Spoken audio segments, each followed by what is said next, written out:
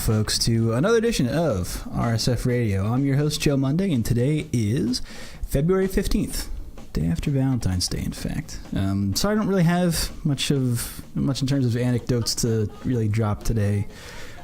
Dog was sick when I got home. He made a mess around the house. I felt so bad for him. He's a little guy. If you follow my Twitter or I'll tweet it out from the R Street Fighter Twitter account. But that little guy, he's got my heart. I had to take care of him after I got home from work, and then, he comes first. He's first in my heart. And speaking of heart, Valentine's Day just happened. And there are a couple Valentine's Day things going around the FGC, but one of my favorite things was posted by Team Echo Fox. A really cute little 2.5 minute video showing Momochi and Choco Blanca, and they talk about how they met. They show off their arcade. It's a fun little thing. And if you want to get in the spirit, in the mood, it's just really funny how she's very animated and Momochi lacks any and all animation for everything. That's like one of my favorite memes from the year that he won Evo. Momochi losing Evo, and it's straight face Momochi winning Evo, same face Momochi, because the dude, he would be great at poker. He would be a fantastic poker player, my goodness. But a cute little thing. I highly recommend watch this cute little thing, maybe sharing it with your loved ones on this very special Valentine's Day week. For those of you who celebrate Valentine's Day after actual Valentine's Day, that's like the financially responsible thing to do, actually, if you think about it, because it's impossible to get any kind of reservations. And then when you do, they have the whole thing where it's like they have a special menu. It's got a whole bunch of food on it that you've never heard of or you don't want to eat at all. And it's just not a fun experience. To my knowledge, I haven't celebrated Valentine's Day in a very long time. My wife was the first person that I had dated who wanted to celebrate my birthday over Valentine's Day. I was born the same day. And so I married her because I was like, cool, we don't have to celebrate this bullshit holiday. Rad. Will you marry me? It didn't happen with that expediency, and she will let you know for certain. Anyway, folks, watch this short little 2-minute thing on their relationship and their little arcade. It's a good time. Moving on, though. Other stuff that we can talk about on the sub. By the way, I guess I didn't introduce the podcast. This is a podcast where we talk about what's been going on the front page of our Street Fighter. I mean, that did happen on the front page of our Street Fighter, but also it's something that happened in real life. Valentine's Day is very real, and it's not your friend. But this is the podcast where we talk about stuff that's been happening on our Street Fighter. You can probably hear me when I do that pen thing. I should put that down. Just stop fiddling with stuff when I do the podcast. And so we're going to go over a whole bunch of things that stand out on the sub. Kind of a lot to talk about today, so I'm going to try and blaze through this. First thing to talk about, our Street Fighter wants to congratulate Under Night in Birth EXE : late bracket ST close bracket on a successful launch. And if that sounded like some anime bullshit, that's because it is. Unist for short. Unist for short. It is an anime game. It's an anime fighter. However, the neutral does feel like some older Street Fighter games, more like what people have likened it to the Alpha series. But what I want to call out here with Unist is that it actually has probably the best in-game fighting game tutorial that I have seen.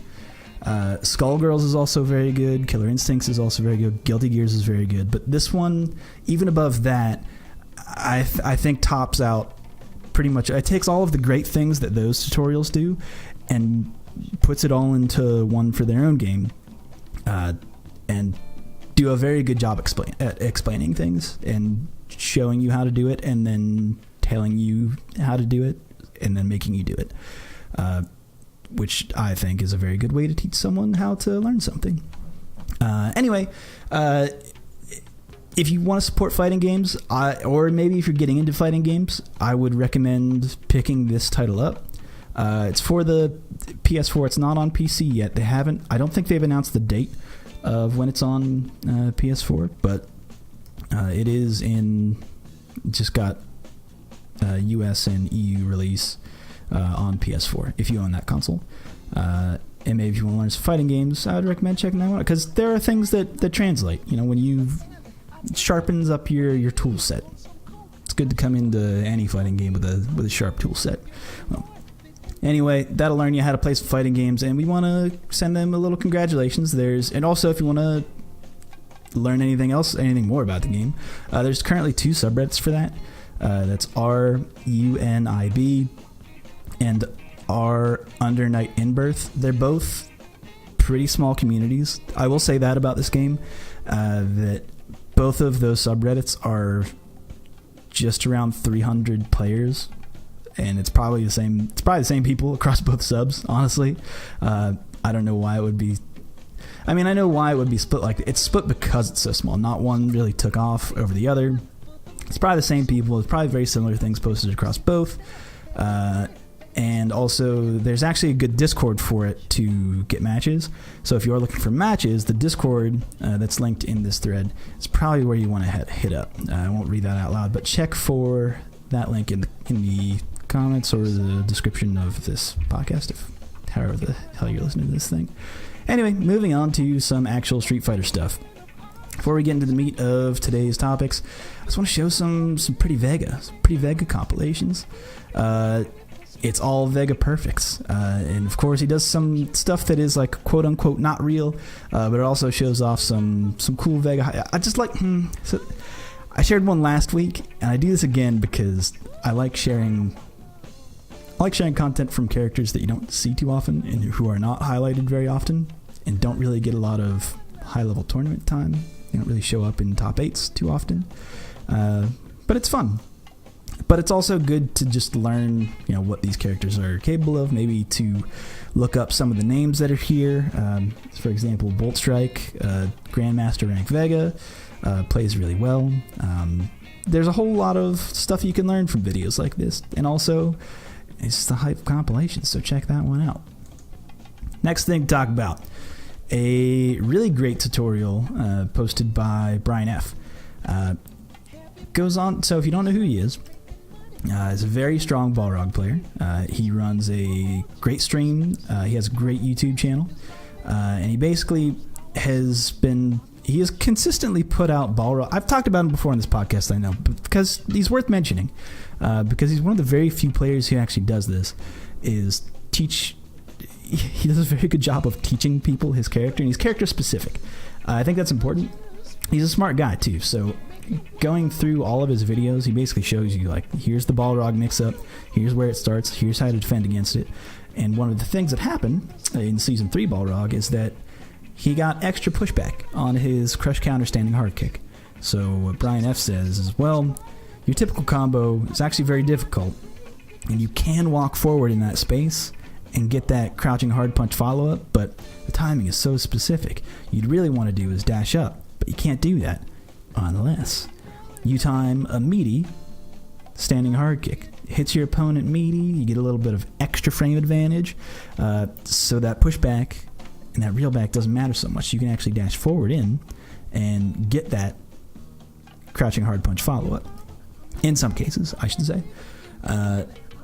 So if you play Balrog, or if you want to be familiar with these certain setups, so that you don't get bopped and you don't eat that Balrog damage, this would be a great video to watch. And also check out all of his other videos. I mean, there's only, as of this posting, just under 1,400 views of this video. I know there's more Balrog players than that out there, so you gotta learn this stuff, folks. I know there's a lot of people out there who hate Balrog that would benefit from watching this video. Anyway, I put it out there because it's good information. That's what we like to do on this podcast. You know what else is good information that we post on the sub every week, in fact? Something that a lot of people might not know about or might not take advantage of, just by the way that you browse the subreddit, is a little bit inside baseball, but usually these posts don't get a whole lot of upvotes, but there's a lot of information here. And it's the weekly character discussion, and it stays stickied for basically as long as we can, depending on what's going on with tournament scenes, what's going on with the subreddit in general. We like to keep them up as long as we can. This week's is Chun-Li. But because of that, when people see stickies, they typically don't tend to upvote them, which then doesn't push those posts to people who just browse r/all. So if you're subscribed to the subreddit, it probably won't show up on your regular feed unless you're taking a really long dump and like really scrolling down there, really down there in the pages. Like down on page 10, this might show up on the day that it's posted, but it stays up for a while. And it stays up for a while because it accrues information over time. So if you dig through here, you'll see a lot of tutorial videos posted. You'll see a lot of discussion being had on how to beat certain characters. And that's across all of these, not just the one that's been posted this week. So if you play Chun-Li, or if you want to learn that matchup, or if you're just curious about Chun-Li, or any character, in fact, because there's an archive of the character discussions that you can dig through. Every post is, we can check it out if you're watching the video feed. We'll scroll down here. There's basic tutorials, tips and tricks. High-level people are listed, people that you might want to follow, or find their matches on CFN. And then the character index is linked right there. So really for any character, there's a history of this stuff. And most of them are built out this exact same way. It's got all the information you need, all the discussion that you need in one place. Recommend checking that out. Man, I always forget that he prefers it when you say Quasimodo X instead of Quasimodox. But I've been saying it that way. I've been saying it wrong forever. But then I always do this thing where I correct myself out loud in front, just like I'm doing right now. Anyway, moving on. Shout out to Quasi. It's a good post. He's been doing that for quite some time now. It used to be Arma, but he has since quit. But no big deal because there's an archive of it on the subreddit in the wiki. Check it out. All right, now into some Street Fighter V news. Speaking of Chun-Li, in fact, moving on to Chun-Li Tech to Chun-Li News. This was posted on Capcom Unity that Chun-Li is getting that June crossover costume. Same way that Rashid had his Beautiful Joe costume. You have to do your extra battles to get all the parts for it. And then once you have all the parts, you can then get the costume. It's kind of convoluted, and it's a pretty big fight money sink. I think that's like the real tricky thing about it. They're cool costumes, I'll say that much. I mean, I personally don't have any affinity towards June or the series that she's from, which is Star Gladiator. I had to look it up. I'm just not familiar. I don't know enough about no animes or whatever the hell thing she's from. Regardless, you gotta buy into the extra battle with the fight money for a chance to earn the part, and then after you get all the parts, then you can buy the costume. So let's look at the schedule here. Okay, each time you attempt one of these challenges, you need to spend 2,500 fight money. So there's 4 challenges. So right there is 10,000 fight money. Right. That's like it's a lot of fight money, in my opinion. If you're saving up your fight money to buy characters for season 3, I'm personally running out of ways to earn fight money, so I might actually have to spend more money on this goddamn video game. Ooh, the Capcoms. I'm in the pocket of big Capcom. Damn yous. Nah, I don't really feel that way. I see a lot of people arguing about this on the sub, and to me, it's one of those things where I remember when they announced that this game you'd only need to buy it once, and you can just unlock through earnable in-game currency. That system, for what it's worth, it may or may not be a little bit swayed in one direction to maybe want to make you forced to buy things with actual money. However, what I will say is that I've only ever bought this game one time, and I remember when they announced that at EVO in that slideshow, Combo Fiend was like, you only gotta buy it one time. The whole room just exploded. They were like, hell yeah. And there's like, and it's crossover between all the versions of the game. We were like, yay, the community is all gonna bring together. And then the game actually came out and the community splintered. But that's neither here nor there. Whatever. Just release quality product. I'm hawing about that one. But anyway, of this news, June crossover costume. They've set out the release dates for the extra battles that are coming. So from right now to the 22nd. So actually, we've got a couple days for it to get the first part. Then 22nd to the 1st. Then the 1st to the 8th. Then the 8th to the 15th. So they got the whole month laid out for you for this June crossover. I wonder who the next one's going to be. Have they announced that yet? That'll probably be coming sometime early next month. Next up on the docket, player that I like to point out from time to time and quite often. He actually got some praise from the Twitch overlords because his overlay is godlike. If you like if you like some capital A aesthetic, Sheldon Twitching is the Twitch channel you want to follow. And he clipped this big long video. It's 30-minute series. Well, it's one part of a longer series that he's calling The Philosophy of the Sharpening Stone, which is a really good mysterious name for something. It's kind of like Zen in the art of motorcycle repair. It sounds kind of like that, and it's good information. Sheldon, I've said this before, he's one of the smarter players that I've gotten to play with and talk to. He's been a regular on the weekly tournaments. Very strong player in general, so he's a very good player to learn from if you're trying to learn the game, or just trying to improve yourself. Even if you're already good, listening to what he has to say and his ideas about the neutral and how to play the game and how to play fighting games in general might open up your mind to new ideas. And new ideas are a good thing when it comes to fighting games. But in this video, and this is one of those videos, one of those tutorials where as soon as he started describing what he was describing, I got pissed off because I was jealous that I haven't written about this yet. There are things where that happens where I think, oh man, I'm mad that I didn't do this first. I got really pissed off because I was like, this is such a good idea, and it's something that I've known about and think about and apply to my game. But in short, he goes on to explain this for over the course of 30 minutes in depth. But in short, basically sets up how to set up with punish situations off of block strings, and thinking about your block strings in terms of how much pushback you get or is achieved after a certain block string, because it's more or less always the same. And as soon as he said, I was like, man, we have talked about this so much in so many fighting games, such a core concept of pushback being tied to frame data, being tied to entering and exiting the space that your opponent wants to occupy.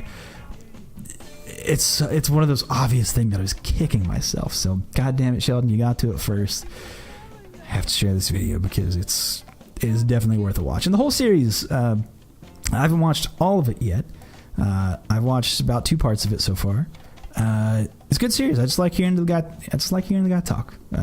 It's one of those things where hearing his philosophies about fighting games, it's refreshing to hear someone have some similar opinions as the ones that I might have. But regardless, I would recommend you guys check that one out as well. And the discussion that's in these posts as well is actually pretty gripping. Okay, moving on to other discussions of neutral is a article from Mago, translated by, oh gosh, who translated this? I'm going to kick myself if it's not listed here, or if they don't list out who has done the translating. Shura. Translation by _SHUURA on Twitter. So congratulate or thank that guy for doing this, because he translated the whole article and the whole article series as well. But Mago goes on to describe what is the neutral, what is with punishing, what is counter poking, what is a poke in general. And of course, Mago, one of the 2D gods, you have to give him props. And this is just another good article from him that might be a good intro to the game, might be a good way to start thinking about fighting games if you aren't already. Just in addition to that 30-minute video that you just checked out, I'm sure. You paused this video to go watch Sheldon's video, right? I know that you did that. I know you did that. So after this, you should pause this and read this article because it's actually rather good. And I'm looking forward to more translations from I can't say it. Shura _Shura on Twitter. All right. And speaking of whiff punishing, this was pointed out to me by Hatson. It's somewhat of a joke, but it's not the shitpost of the week because I actually think that there's something to grip onto here. I think there's information to glean. What the post is Abigail whiffing a big fat stand hard punch. That fist is out there. Jury is well out of range. She's not going to get hit by that stand hard punch. She's standing just about right at the edge of where that hitbox is going to be active. And as he whiffs it, she sees it, confirms that he's whiffed it, presses a hard punch of her own. There's a lot of collision of pixels, but there's no hit. Why no hit? And this is one of those, I want to say this is kind of a broken thing about Abigail's stand hard punch, that the hurt box is not tied to his model, but it retracts back quite a distance, like right after those active frames are done. It doesn't hang out there very long at all. It's basically just being active before she presses her button, and nothing. It's gone. It ghosts. It's out of there. It's like, whoa. It reels back into his big body. Which a lot of people might be like, haha, you're doing a meme. This is ridiculous. But it actually points out knowing where hitboxes and hurtboxes are is useful information. I've said it before, but you can check out SF5 Sim, SF5 Diff online. That's the website if you look that up. Follow WYDD on Twitter, and you can look at all this stuff frame by frame and see exactly when they're retracting, see what normals are easier to whiff punish than others. And in this instance, Jerry just doesn't have the range to catch him in recovery, even though he's got a lot of frames of recovery there still. He's still in recovery as that stand hard punch is reeling back, but just doesn't have the range or the startup on it to catch that big old fist bump. Well, to Jerry, it's a fist to toe bump. It's kind of an awkward turtle situation, but the other reason why I want to point this out is because there's actually some really good discussion about hitboxes in this game. Abigail's stand hard punch and Birdie's stand hard punch are just really long, and just the limbs disappear. It's gonzo. It's good to be informed about that stuff and start thinking about the game in terms of, if you're not a technical player, if you're not into the maths of it all, if you don't want to see inside the matrix, it could be somewhat enlightening to think of, oh, that's where I can actually hit them. I'll use this normal instead, or start planning around that, or you can test things out in training mode if you like doing things the old-fashioned way. There's things you can do to think about things a different way, but also you just complain to Capcom. Just send hashtag fuck Abigail, I suppose. You don't want to be that lewd when adding Street Fighter Raw or adding Capcom. Maybe screw Abigail, and then maybe take Abigail out on a date, and then have a very nice, pleasant date, and then never return his calls. All under one hashtag at Capcom. Maybe you do that, maybe you don't. But regardless, good things to think about if you've never looked at hitboxes before. Okay, next up, speaking of hitboxes and setups in general, Reich. Oh my god, this is fantastic. I loved it when Reich put out and if any of you guys don't know about this, so he is kind of, at least in my opinion, pretty well known for making some dope-ass spreadsheets. He loves spreadsheets. loves spreadsheets. It's one of his top 5 things is spreadsheets. And he made a fantastic spreadsheet earlier about, like, as soon as, I think it was in season 1 even, I think he's kept it up to date, of Ken's advantages on hit and on block when on all of his normals and specials when canceled into V-skill and V-trigger. And it's a fantastic resource. There are other ways to see that information now with FAT, FAT Online. That information's there, but Reich was there before that and said, here's all of this information in season 1, and he's kept it up to date. But in addition to that, look at this. It's all these setups, it's all these Ken setups off of basically any kind of run any kind of knockdown. Things that you might not even want to go for, but he's got it all listed because all of the information is there. Oh, it's fantastic. Are you in V-trigger? He's got that set up for you. It's got all the normals that you have to whiff to be at that perfect range, be at that perfect timing to get that meaty. This is a pretty extensive list. This scrolls down for a long time. And it's all of it. So if you play Ken or want to know what could potentially be coming your way, this could potentially be a good place to start because there's a lot of information here. And I just want to give big props to Reich, who put this all together. I'm going to skip the next. I had a transition planned out to talk about Chris T and the Don't Play Ken movement or whatever. Because there are things that I want to say about that. There's some truth to what he says, and there's a lot of what people see, at least on Twitter and on the sub as well, of it just seeming like he's whining. But I want to give him a fair shake, and I want to have him on the show to maybe talk about, have a back and forth about what he actually means, how those words have been misconstrued, what is actually like wrong with Ken, what could potentially be done to fix those things. We're going to talk about hitboxes and hurtboxes, all that good stuff, and maybe talk about what can be done. But I want to wait to have him on the show before we can actually get into it. I want to lampoon someone without their input first. I'm not that way, and hopefully we can get that out maybe in the same time that we posted the bonus episode this past week. I think that's going to be the timing of it, depending on schedules. But he's got a nice baritone voice, a little bit deeper than mine, if you can believe it. So that'll be prepare your buttholes, folks. It's going to be Brown Note City all up in this podcast. So prepare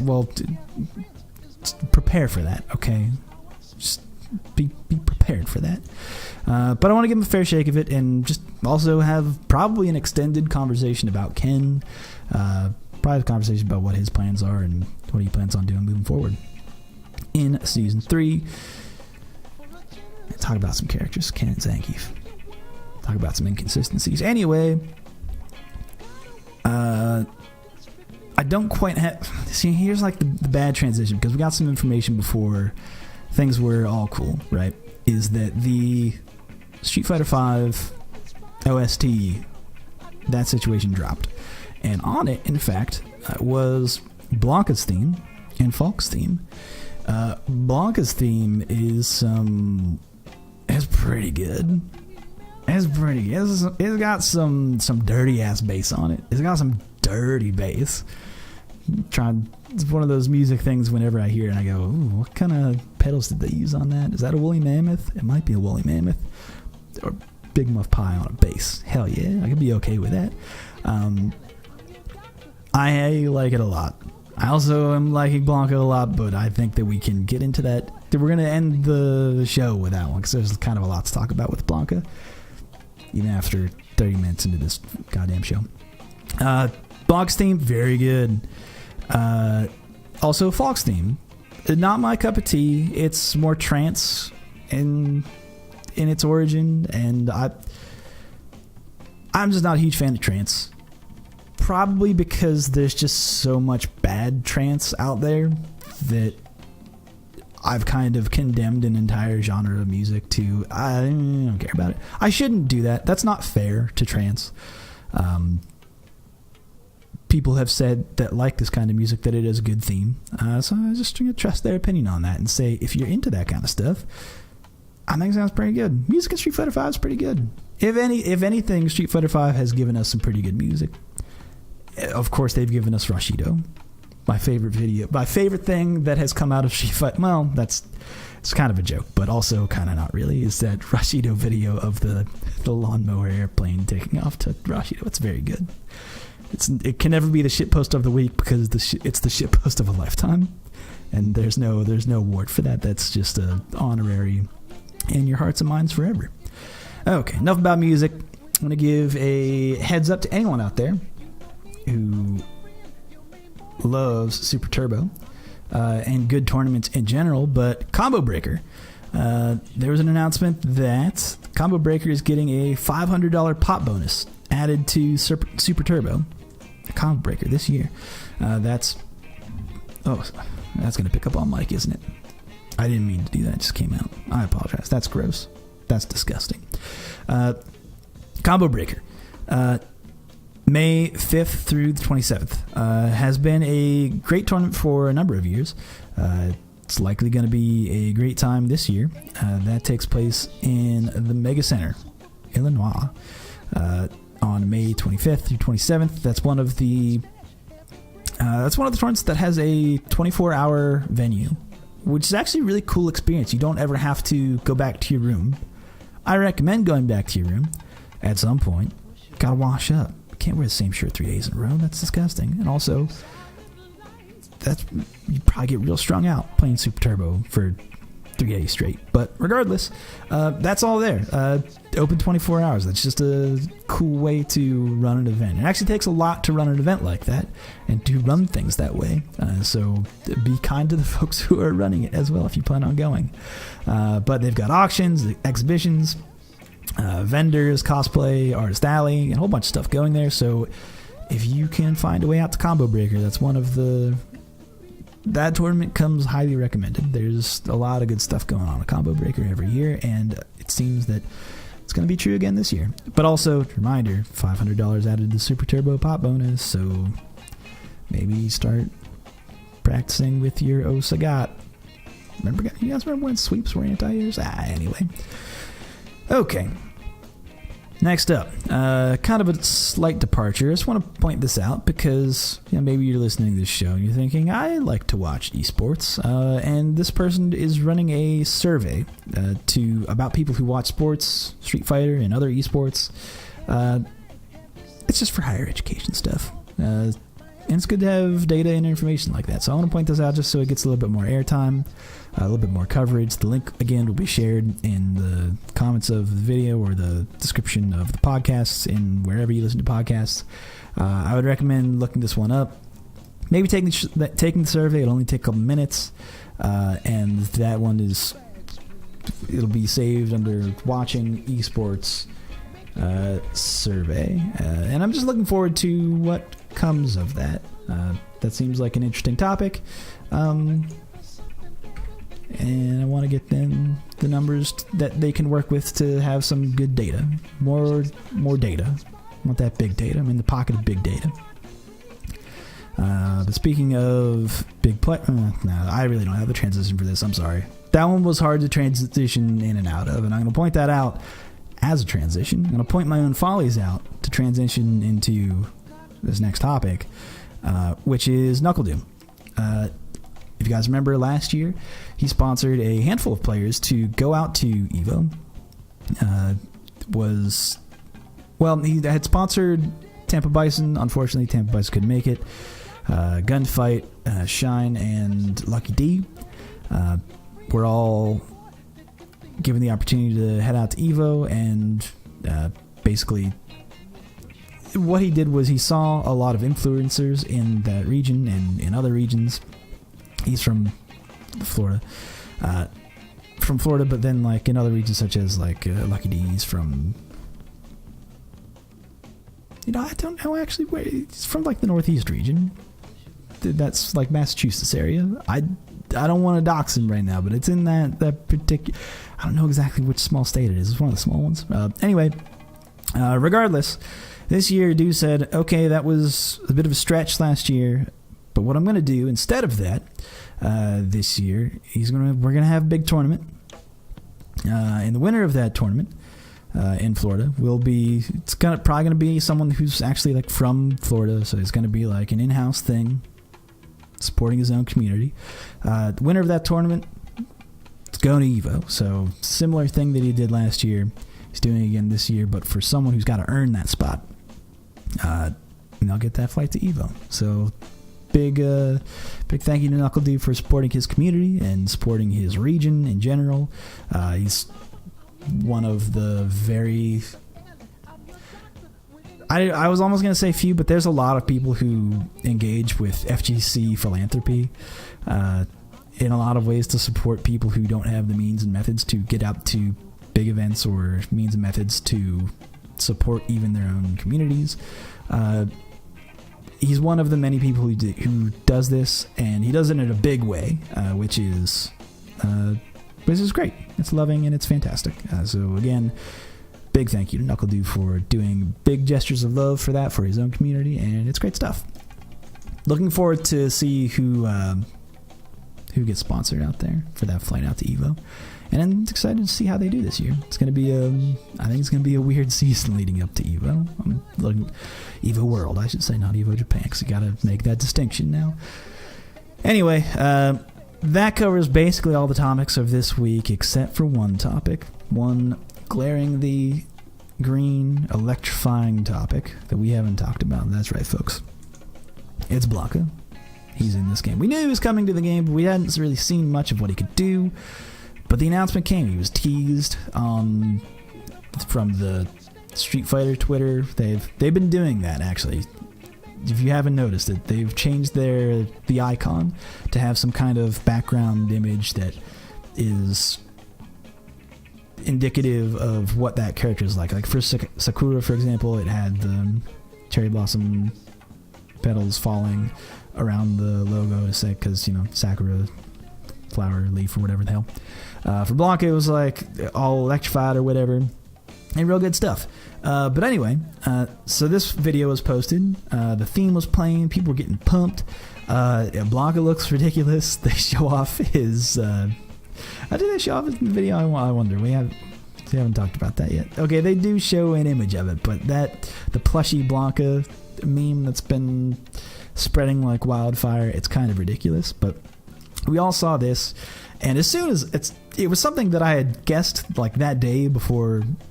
I think it was that day before this trailer had dropped, because people were getting, there was a little static electricity in the air. People felt this one coming on. It's one of those things where I was like, man, Blanca's gonna come out and he's gonna be like Omega Blanca from Street Fighter 4. And lo and behold, his moves list, which I think is the next topic, and from what you saw in the video, was very similar to a lot of the stuff that he had in Omega mode. Everything but a teleport he has. That upper that juggles, the being able to juggle off of Blanca Ball and certain V-triggers.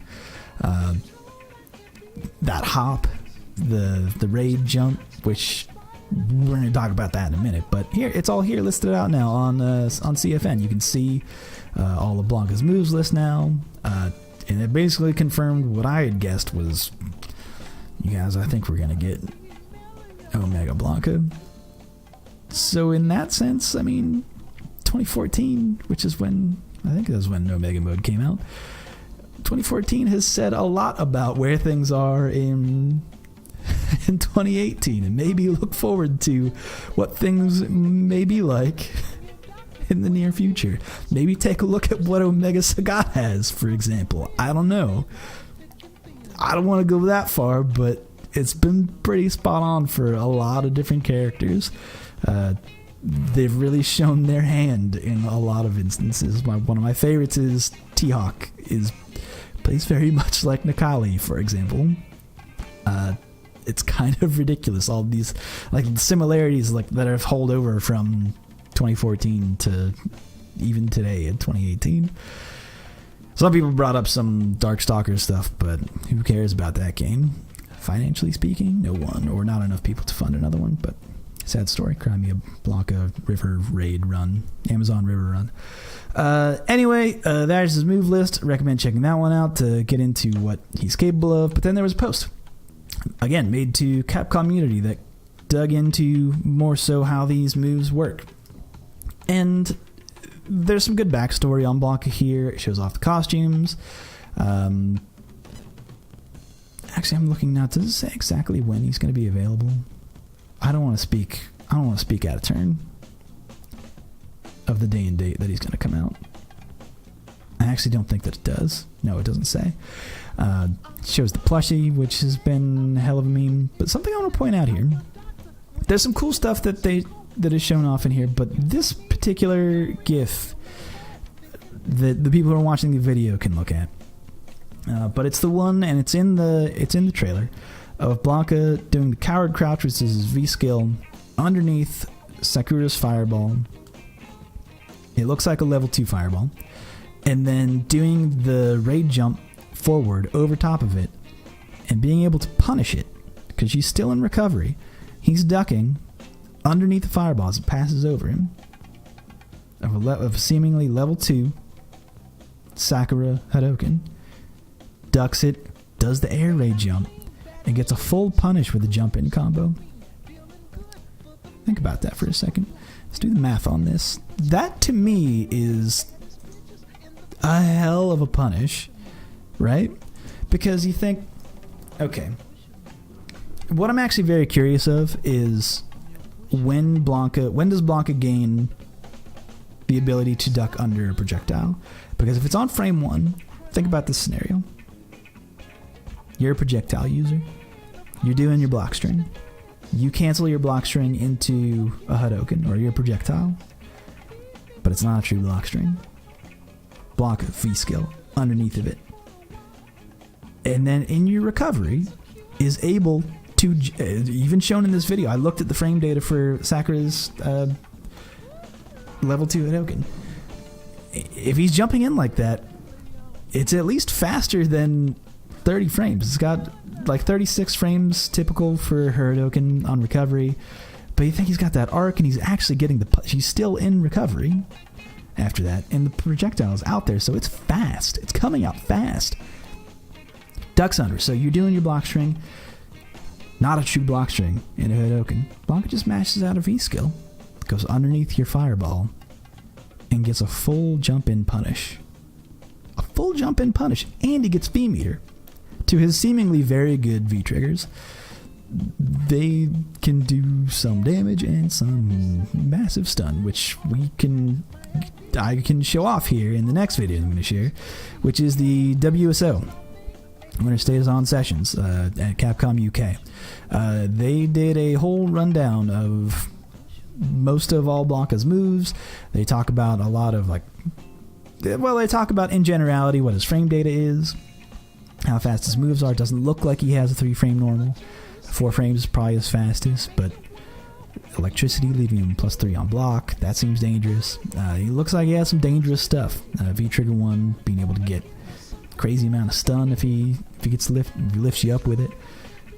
It could be some damaging stuff. And to think, from that clip showed earlier, and even in the trailer, that he can coward crouch underneath your projectile block string and get a full jump and punish for something that isn't really that unsafe to do. It's a coward crouch. Like, a lot of players do this to punish projectiles. Like Zangief, for example, will mash a lariat on reaction to Shoto block string because they think it's probably going to cancel into fireball. But you can do that on reaction. If you see him cancel it, you go, he's canceled it. Boom. All I got to do is hit one button. And in this instance, it's basically one button. V-skill's basically one button to confirm it, and then you hop out. Or you get out by other means, or just backdash or whatever. They're not invincible, but the concept's still the same. You'll get under the fireball, and then you gotta jump in punish for like jump ins like max damage punish, and you get V meter for it. Fucking nuts. So they showed off a whole bunch of scrub killing tactics with Blanca, and at WSO they also show off this fantastic costume. It's plush, it's lovable, it's just eating up the internet right now. It is good stuff. I do love that costume. I might have to spend actual real USD on that costume, because everybody knows I have the best Blanca. Canonically, I have the best Blanca. Undefeated in the mirror match. People will confirm that. In tournament, people will confirm that. Don't worry. If you ask around, people will tell you. That's neither here nor there. But a lot of stuff to be gleaned from this, from the WSO sessions. It's a whole, basically 3 hours of Blanca play. So if you're excited for Blanca, or if you are worried about Blanca, this might be something worth checking out. They showed off some things that, like, people said, his hop's going to be a whole bunch of garbage mess. It's going to blow up people. And it's like, it looks pretty slow. I wouldn't be too worried about that. I think Hatson dug through it and said it was about 30 frames from start to finish, which is a long time. You can react to 30 frames with a jab. I mean, come on, folks. That command grab, though, that might hop over lows, that might be difficult, though. That might not be very fun to deal with, but we'll cross that bridge whenever we come to it. Look, I'm looking forward to Blanca. I'm going to check that dude out and at least get some people to hate me. Which actually, I'll bring this up again because there's something we brought up on this podcast that I don't think as many people hate Blanca as people are vocal about hating Blanca. He's one of the top 10 characters. He's one of the top 10 most loved characters according to Street Fighter poll. People love Blanca. He's so lovable. Now he's plush and huggable, and this adorable little guy. Oh, look at his little motions, his little pants, his little plushy pants. Oh, he's so cute. His little buck teeths. Oh, he's adorable. I can't wait to body people with that costume and make them feel bad about themselves, because that's what I'm all about with fighting games. Okay, enough of that one. We can get off Blanca, and I want to end on a better note speaking about scrub killing. How to get out of scrub level. This was actually a post written by someone who has gotten out of bronze that is now in silver, which to many people who are listening, to many people who play the game, they might think, I've been playing for a while, that's easy mode. Like, getting out of bronze, please. Remember, that's not always true of everybody. Learning fighting games can be a hard and arduous process, and you forget about a lot of things that you learned along the way, and how hard it was to get over those hurdles, and how hard it might be to overcome those hurdles in this game, where certain things might be easier for some players than they are for others. Damage comes thick and fast, stun comes thick and fast, and you can lose around really quickly. And you can really be put on tilt. That can really affect your ability to play consistently. And for newer players, that might be tough to get over. And with that, I think that there's some good things that newer players can glean from this one, or at least attach to, and think about not feel so bad that you're stuck in the position that you are, to give you perspective of, here's how I can plan my day or plan my training session to get out of bronze into silver and probably go on from there. But one thing I do want to point out, just something that I think is a good thing, how they end this post. Again, this was I guess I didn't say in the beginning. This was posted by DS Kwon, DSKWON, Disc 1. Disc 1. Disc 1. It's like an old PlayStation era thing. When you remember how they changed discs for things? Anyway. Ends it with this bullet point. I just think something that's fun to point out and good to point out. Almost every match is a learning experience, and it's amazing how much you have to absorb, especially for someone new to Street Fighter. I tend to rewatch the close matches and see where I wilted under pressure, and occasionally watch a match against someone smurfing or way outranking me, but I don't really learn much from those. And it's just something to think, like, even though they're getting bodied by people, even though they're running the smurf accounts, which I suppose is still a thing that happened in this game, they're trying to learn from it.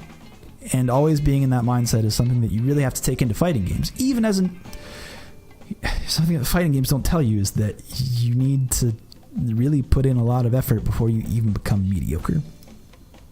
or even begin to start understanding how fighting games work and even why you're losing. This is not really true of other genres, I think. It makes sense in shooters where, oh, I didn't shoot my opponent. Or maybe I was in the wrong place, maybe I was out in the open, not near cover. There are things that kind of naturally make sense with like shooters of, oh, that's maybe why I died. They show you a kill cam of, oh, he was right there. That's how I died. Not necessarily true of fighting games. You always have to be in a position of being open to learn new things. This person was in that position, says it's a good thing to do. Be in that position to learn, and I agree with that sentiment entirely. So if you are currently a bronze player or even a rookie player just looking for some encouragement, go check out this post. It's good stuff. And also encourage top level people to always keep an open mind. Keeping an open mind in general is just a good thing to do when thinking about fighting games. Talked about that earlier, about Sheldon's post and how thinking about the neutral can change. Even after years of playing the game, you might think about something different from hearing someone speak on the neutral, or even listen to what Mago has to say about the neutral. It's all good stuff. Be a sponge. Anyway, that does it for all of the posts we're going to talk about in the normal part of the show and threads you might have missed over the week. Now getting to quickly becoming everyone's favorite, most hated segment, Shitpost of the Week. That's right, folks. Time to get to what post was the shittiest shitpost of the week. Could be a high-effort shitpost, could be a low-effort shitpost. We never know how the dice rolls with the shitpost of the week. Now I know what you're thinking. Man, there was that whole Chris T thing. That was pretty hot on the sub. I say no. Not going to be that. Not the shitpost of the week. Got to be fair about that. Got to hear what the guy has to say. So there's some truth in that. Speak truth to power. Blanca. Joe, there's so much Blanca. So much Blanca to talk about. So many memes. We're thick with memes. I don't know what to do with all these memes. It's not Blanca. Someone out there really got to my heart. Someone posted a meme that spoke to me and hurt me deeply. My heart rended from my chest. This week's shitpost of the week goes to Brutus. That's right, folks. Brutus. Lay _ Brutus on Twitter. You piece of shit. Posted a very spicy meme of Zangief's V-Trigger 2. Shadow buff to Zangief's V-Trigger 2. It's a game changer. And then it's like a 5-second video of Zangief popping V-Trigger 2 and then turning into Abigail. And it hurts my heart. Brutus, you turncoat motherfucker, how dare you? I loved you like son. And this is how you do me? This is what you do with my love, Brutus? Shitpost of the week right there. I love you and I hate you at the same time, and this was the spiciest meme I saw all week, even though there were so many Blanca memes to talk about that. It's just, the market was saturated with Blanca memes. I had to bring a Geef meme in there just to balance things out. Anyway, folks, that is the shitpost of the week. And now entering the final segment of the week. A little bit of fun. Speaking of a meme match. The final segment is always a FGC History match. You pull something from the history books and say, this is the match we're going to talk about this week. Might just touch on it briefly. You might get into details of how it works. Probably going to touch on this one briefly because we're bumping up against an hour time limit right now. That's where I like to keep things, but it's all my pipes can take, folks. My goodness. So this match, we're going all the way back to 2011 Canada Cup, Super Street Fighter 4. That's right. It's grand finals with Air versus Justin Wong.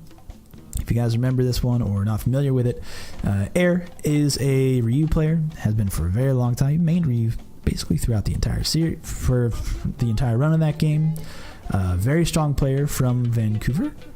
I believe he also runs a restaurant in Vancouver, which I just got to remind myself to get out to. Regardless, chose Air, but then Justin, at the character select screen, in grand finals, chose Dan, who was historically and still kind of is. I haven't looked at a Street Fighter 4 tier list in a while. I wonder where the meta is on that game. Widely accepted as the worst character in the game, Dan. against a fairly good Shoto at the time, which was Ryu. Dan can have trouble with that because he cannot win the Fireball War. His Fireball is not good, and was not good in this version of the game because his hurtbox was like, it was way far out there. It was like out there before it was well far beyond his wrist before the projectile was even active, so it was a bad situation. And it went nowhere. He had a projectile that went inches from his fists. Kind of fun, actually.